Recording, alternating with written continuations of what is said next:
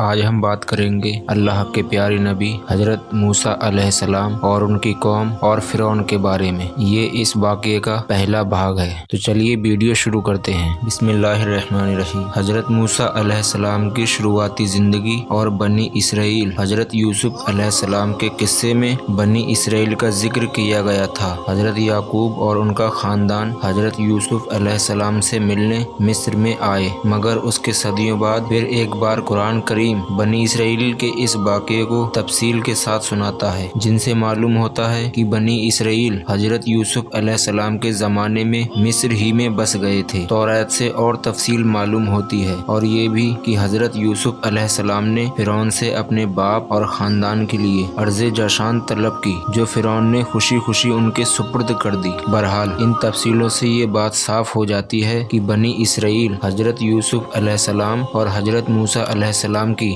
درمیانی صدیوں میں مصر میں آباد رہے، اور ان کی تعداد لگ بھگ 6 لاکھ ہو گئی تھی۔ فرعون کون ہوتے ہیں؟ شروع ہی میں یہ صاف کر دینا ضروری ہے کہ فرعون مصر کے بادشاہوں کا لقب ہے، کسی خاص حکمرانوں یا بادشاہ کا نام نہیں ہے۔ تاریخی اعتبار سے 3000 سال قبل مسیح سے شروع ہو کر سکندر اعظم کے زمانے تک فرعونوں کے 31 خاندان مصر پر حکمران رہے ہیں۔ حضرت موسیٰ علیہ السلام کے زمانے میں مصر کا حکمران فرعون کون تھا اور اس کا کیا نام تھا، یقین کے ساتھ نہیں کہا جا سکتا، اس لیے یہاں فرعون کو اس وقت کے مصر کا حکمران سمجھا جائے۔ فرعون کا خواب توریت میں ہے، اور تاریخ کے ماہر بھی کہتے ہیں کہ فرعون کو بنی اسرائیل کے ساتھ اس لیے دشمنی ہو گئی تھی کہ اس زمانے کے کاہنوں، نجومیوں اور کائف گاروں نے اس کو بتایا تھا کہ اس کی حکومت کا خاتمہ ایک اسرائیلی لڑکے کے ہاتھوں سے ہوگا، اور کچھ تاریخی روایتوں میں ہے کہ فرعون نے ایک بھیانک خواب دیکھا تھا، جس کی تعبیر دربار کے جوتشیوں اور کاہنوں نے وہی دی تھی، جس کا ذکر گزر چکا ہے۔ اس پر فرعون نے ایک جماعت کو اس لیے مقرر کیا کہ وہ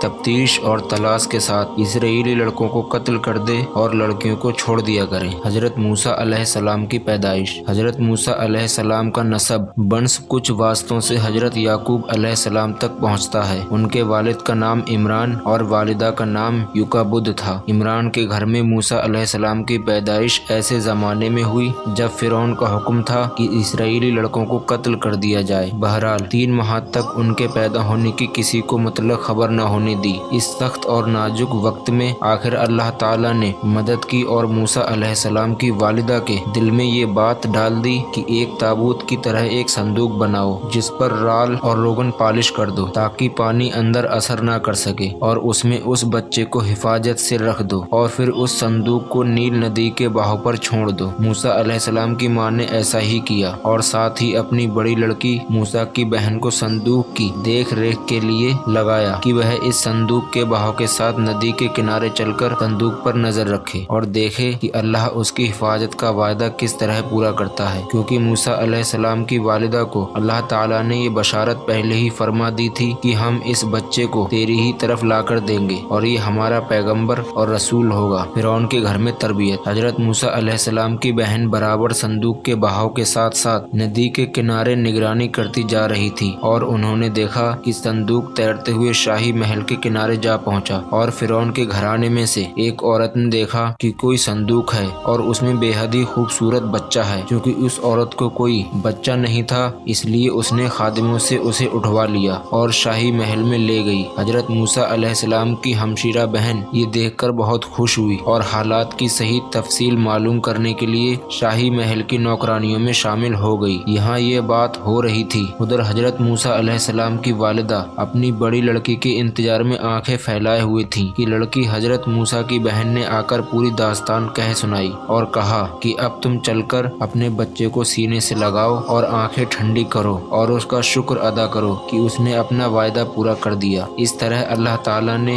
حضرت موسیٰ کی پرورش کا پورا انتظام کر دیا۔ موسیٰ علیہ السلام کا مصر سے نکلنا۔ حضرت موسیٰ علیہ السلام ایک عرصے تک شاہی تربیت میں بسر کرتے کرتے جوانی کے دور میں داخل ہوئے تو نہایت ہی مضبوط، کڑیل اور بہادر جوان نکلے۔ چہرے سے رعب ٹپکتا اور باتوں سے ایک خاص وقار اور عظمت کی شان ظاہر ہوتی تھی۔ ان کو یہ بھی معلوم ہو گیا تھا کہ وہ اسرائیلی ہیں اور مصری خاندانوں سے ان کی کوئی رشتہ داری نہیں ہے۔ انہوں نے یہ بھی دیکھا کہ بنی اسرائیل پر بڑے ظلم ہو رہے ہیں اور وہ مصر میں بڑی ذلت اور غلامی کی زندگی بسر منحصر कर रहे हैं। ये देखकर उनका खून खौलने लगता और जब भी मौका मिलता इसराइली की हिमायत व मदद करते थे। एक बार शहर की आबादी से बाहर निकले तो देखा कि एक मिस्री एक इसराइली को मार पीट रहा है। इसराइली ने मूसा अलैहिस्सलाम को देखा तो फरियाद करने लगा और मदद मांगी। हजरत मूसा को मिस्री की इस जाबिराना हरकत पर सख्त गुस्सा आया और उससे कहा कि वो उसे छोड़ दे, मगर मिस्री ना माना। मूसा ने गुस्से में आकर एक तमाचा रसीद कर दिया। मिस्री इस मार को सह न सका और उसी वक्त मर गया। हजरत मूसा अलैहिस्सलाम ने ये देखा तो बहुत अफसोस किया, क्योंकि उनका इरादा बिल्कुल उसके कत्ल का न था, और नदामत व शर्मिंदगी के साथ दिल में कहने लगे कि बेशक ये शैतान का काम है, वही इंसान को गलत रास्ते पर लगाता है। और अल्लाह की बारगाह में अर्ज करने लगे, ये जो कुछ हुआ है अनजाने में हुआ है, मैं तुझसे माफी चाहता हूँ। अल्लाह ने भी उनकी गलती को माफ कर दिया और मगफिरत की बशारत से नवाजा। इधर शहर में मिस्री के कत्ल की खबर फैल गई, मगर कातिल का कुछ पता न चला। आखिर फिरौन को बताया गया कि ये काम किसी इसराइली का है, इसलिए आप मदद फरमाएं। फिरौन ने कहा कि इस तरह सारी कौम से